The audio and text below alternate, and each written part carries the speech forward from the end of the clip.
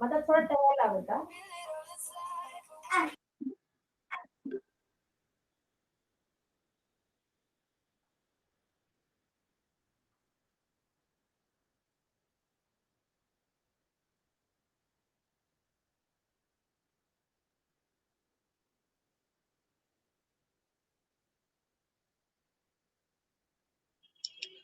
Hello everyone, welcome to day 4 of Sensei, where we'll be learning about AWS. I am Aniruddha Chatterjee, a technical associate at Alexa Developers SRM, and it's my great pleasure to welcome you all to Sensei, a flagship training program by Alexa Developers SRM powered by Seaport AI. Today we'll be learning about AWS, what exactly is cloud service, its various implications, and to teach you all that we have my friend Kaushik Kumaran, a second year student from CS department, who will be teaching you all and more. Over to you, Kaushik. Thank you, Aniruddha, for the welcome.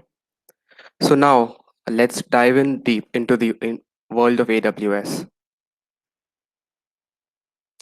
So what today's agenda is going to be is first I'm going to take you through what AWS is. I'm going to give you an introduction, and then I'm going to talk to you about AWS global infrastructure. It's one of the main reasons why AWS is one of the top cloud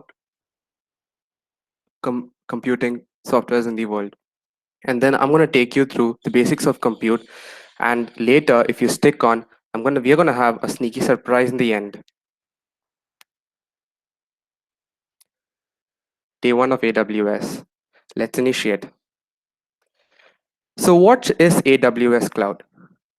To begin with, let's start with the basics, shall we? Cloud computing is the on demand delivery of compute power, database, storage, application, and other IT resources through a cloud service platform via the internet with pay as you go pricing. Whether you are running applications to share millions of photos of mobile users or you're supporting the critical operations of your business, a cloud service platform provides rapid access to flexible and low cost IT resources. So, why do we choose cloud computing?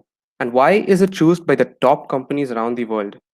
Well, with cloud computing, you don't need to make large investments in hardware. You can spare expenses on server management and buying hardware tools.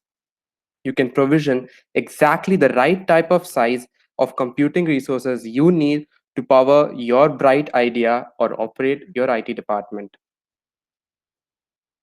You can access as many resources as you need almost instantly and only pay for what you use. The top three cloud computing services are Amazon's AWS, Microsoft's Azure, and finally Google's Google Cloud Platform or GCP. So, why is AWS better than other cloud computing platforms? AWS has grown to be the worldwide leader in cloud computing. It now operates in 44 availability zones with 16 geographic regions around the world, which is far, far more than compared to other cloud computing platforms, of which I will talk about later. Let me show you the advantages in AWS. First, we look on to trade capital expense for variable expensing. Instead of having to invest heavily on data centers and servers before you know how you're going to use them, you can only pay only when you consume computing resources and pay only for how much you are consuming.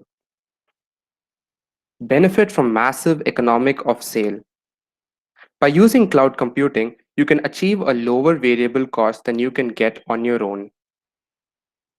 Because usage from hundreds of thousands of customers is aggregated in the cloud, providers such as AWS can achieve higher economics of sale, which translate into low pay as you go prices. Scalability, cost savings, network latency are one of the key reasons why AWS is chosen over other cloud compute platforms. Stop guessing capacity.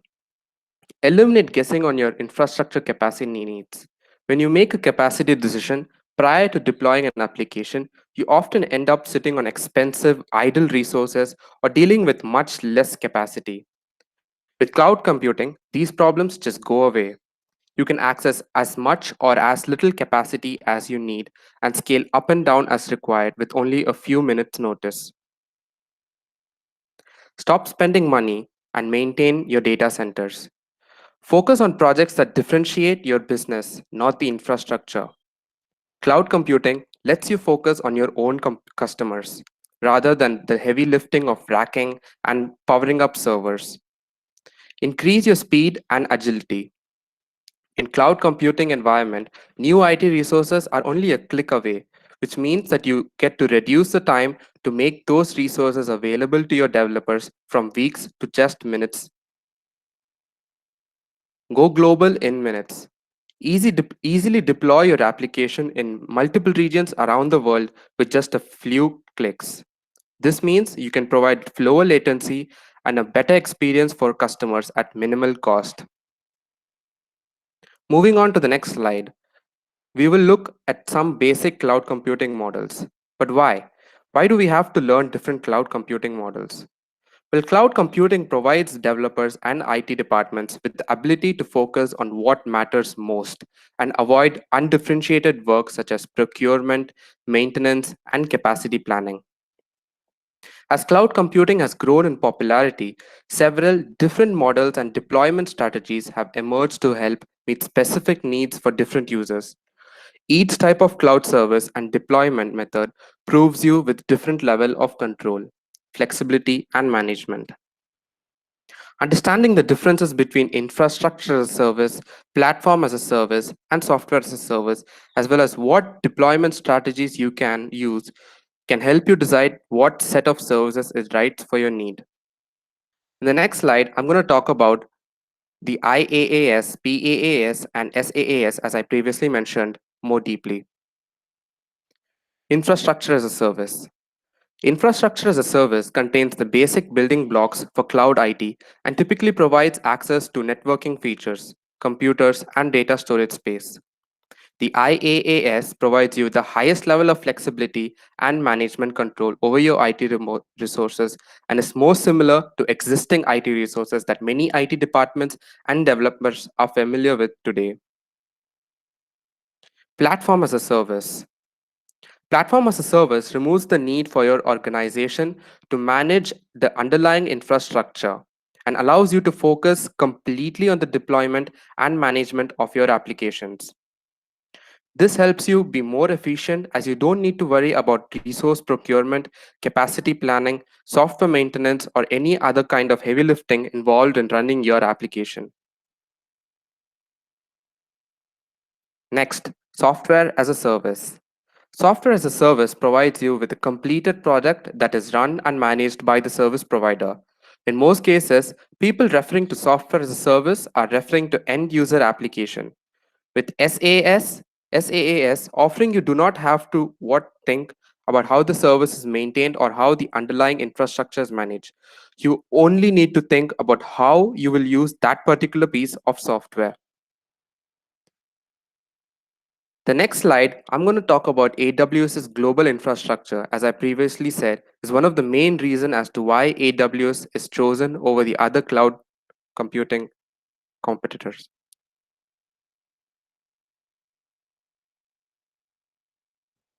The AWS cloud infrastructure is built around AWS regions and availability zones, as mentioned previously. An AWS regions is a physical location in the world where we have multiple availability zones. Now, what are these availability zones? Availability zone consists of one or more discrete data centers, each with everlasting power, networking, and connectivity housed in separate facilities. These availability zones offer you the ability to operate production applications and databases that are more highly available, fault tolerant, and scalable than would be possible from a single data center. The AWS cloud operates in over 77 availability zones within over 24 geographic regions around the world. For more information on AWS cloud availability zones and regions, see the global infrastructure for which the link shall be provided in the chats.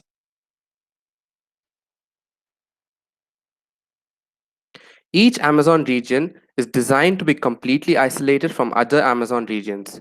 This achieves the greatest possible fault tolerance and stabilities. Each availability zone is designed as an independent failure zone. This means that availability zones are physically separated within a tropical metropolitan region and are located in lower risk floodplains. The next slide, we're going to talk about Amazon Elastic Compute Cloud, or the EC2. Now, what is the EC2? As previously said, Amazon's Elastic Compute Cloud is a web service that provides secure, resizable compute capacity in the cloud.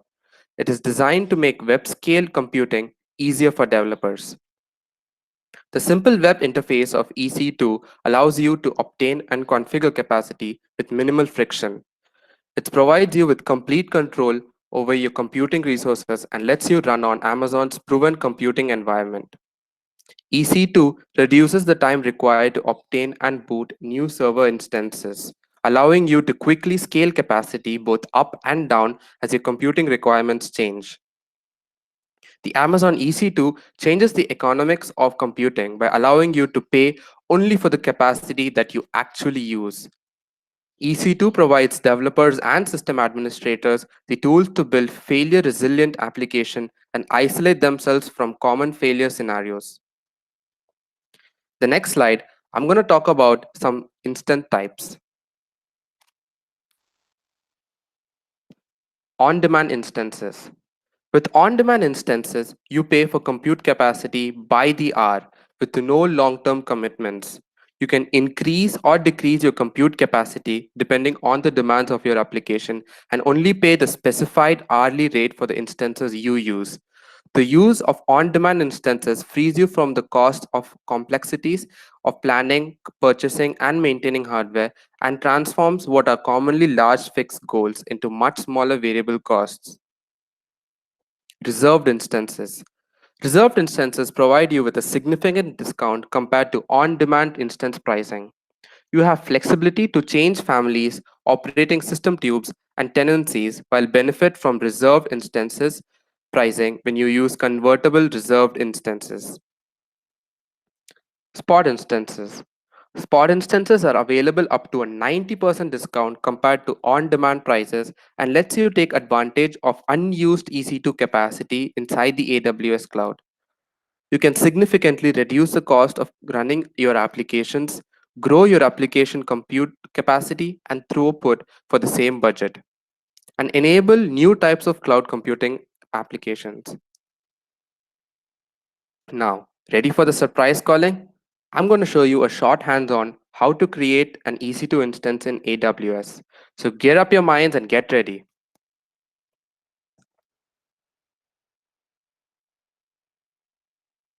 So first, we open a new tab and we type this aws.amazon.com/console, which will take us to this AWS console page. I'm going to tell you how to create an AWS account over here. So all you have to do is give your email ID, a password, and then AWS account name, and then you click on continue. Now this account also includes a 12 months of free tier access, including the EC2, S3 bucket, and DynamoDB. So when you create an account, it's going to ask you for your credit card details, but don't worry, they're not going to charge you anything. Maybe a 2 rupees might be charged for the verification account, which will be returned. So yeah, a credit card detail will be asked. So once you create an account, AWS account for yourself, now I'm going to show you how to create an EC2 instance using my own AWS account.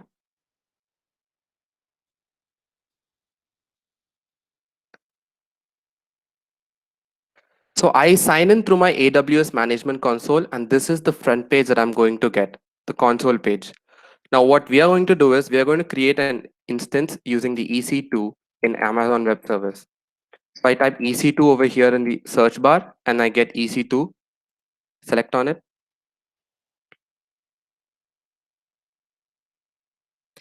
Then as you see over here, you have 0 instances running. So now I click on instances, and over here we're going to launch an instance over here. So this is the page you get after you choose launch an instance. Over here, the step one to launch an instance is to choose your mission image. Now, what is the Amazon mission image? It's a template that contains software configuration, which includes the operating system or the application server and the basic applications that is required to launch your VM. So over here, you have different types of machine image. You have Amazon's very own Linux 2, the macOS Catalina, and you have Red Hat Enterprise Linux. You have the SUSE Linux. You also have the Ubuntu server and your Windows server. So since I am having a free trial account, I'm going to choose this Amazon Linux 2. I'm going to go ahead with this. And then the step 2 to create a launch instance is to choose an instance type. Now, what is this? Instance are virtual servers that can run applications. So over here, this provides you with the amount of virtual CPUs and the memory that virtual machine is going to need. So over here, you have many requirements over here, CPU 1 and memory 1, which is for the free tier. And it goes up to a huge amount of over here till 768 memory gigabytes of memory, and it also provides you of 96. It also spans till 128 and 3904 gigabytes of memory. So running a very huge application wouldn't be a problem at all with this. Now since I have a free tier account, I'm going to go ahead with the option that I have, that provides me with one virtual CPU and 1 gigabytes of memory, which is the T2.micro type. So next I'm going to choose this configure instant details. Now it comes to this page. This is where you configure the details of your instance to modify and set the instance to your requirements. Now, since this is just a tutorial, I'm not going to change anything much over here. The number of instance as it given over here is 1. We're going to leave these in the default setting. And over here, you're going to paste a script that's going to be shared in the type screen, the chat box. This will be a startup script which will be used to start your instance up. So next I click on add storage. So when you launch your VM, you're going to need storage to run the VM. And since I used an Amazon Linux 8, that's Linux 2, it's going to provide me with a minimum storage of 8 gigabytes. Okay. And you also have an encryption for your instance. You have your AWS EBS default instant encryption. But since this is tutorial, I'm going to go ahead with no encryption, and I'm going to do this. You don't have to do anything over here.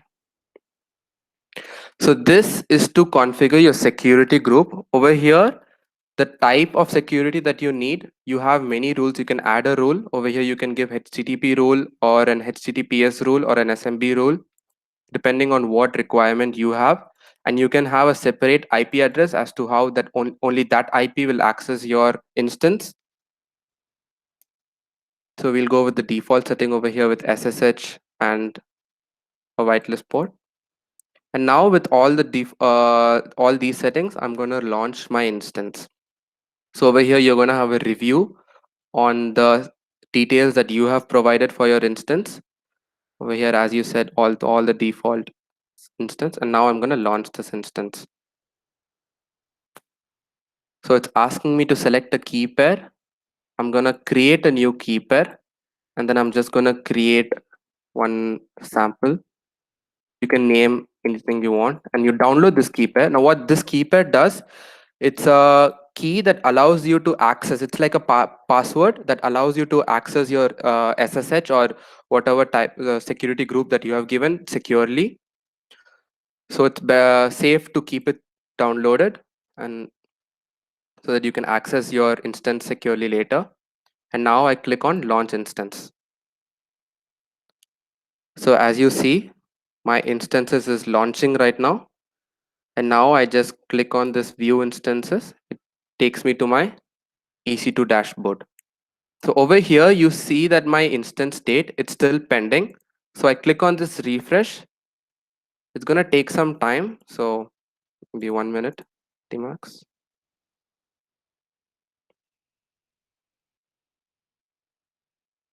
So you keep refreshing till, yeah. So as you see, my instance is up and running. So this is how you create an instance in EC2 using AWS console. Now, since I have a free tier account, AWS is going to charge me if I keep it for a long time. So I'm going to teach you how to delete it also. So over here, as you come over here, as you click on this instance over here, it takes you to this page. You go to the instance page, and over here you have three options: to stop your instance, which will completely shut your instance down; you reboot your instance, which will restart your instance; and to terminate that instance. So we're gonna go ahead with terminate instance to delete my instance. And now over here you see it's successfully deleted. So now if I again go to my instance page, it says shutting down. So again, it's gonna take some time. I just keep refreshing and it's still shutting down. So yeah, it will shut down. Okay. Once I've terminated, it will just shut down. So now let's switch back to this.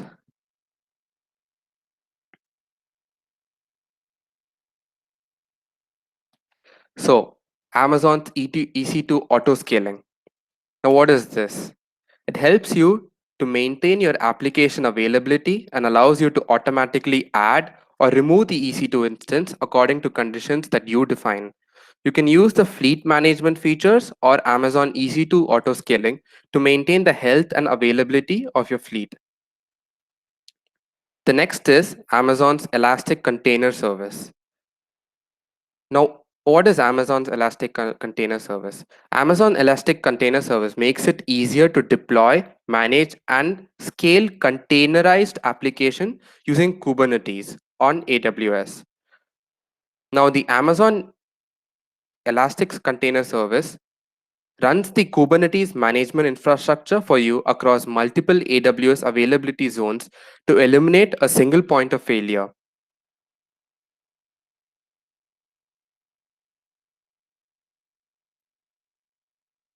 Thank you. That's it for today. Hope that you have enjoyed and you have learned a lot about AWS.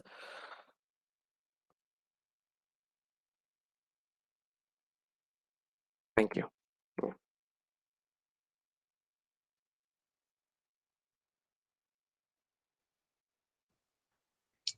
Thank you so much, Kaushik, for such a wonderful session. If you guys are yet to join our Discord, join us at community.alexa.com. We are a pretty chill and fun community, and if you have any doubts, you can always drop by and ask us. Uh, 2 days later, we'll be having Sensei Day 5, where Kaushik will again be taking AWS, some advanced concepts of it, S3 and storage blocks and all those stuff. This recording will be sent over our Discord channel. We are grateful to our sponsor, Seaport AI, for their continuous support. And do feel free to fill the feedback form, which will be shared over Discord. And that's it for us for today. Thank you so much for joining Sensei by Alexa Developers SRM.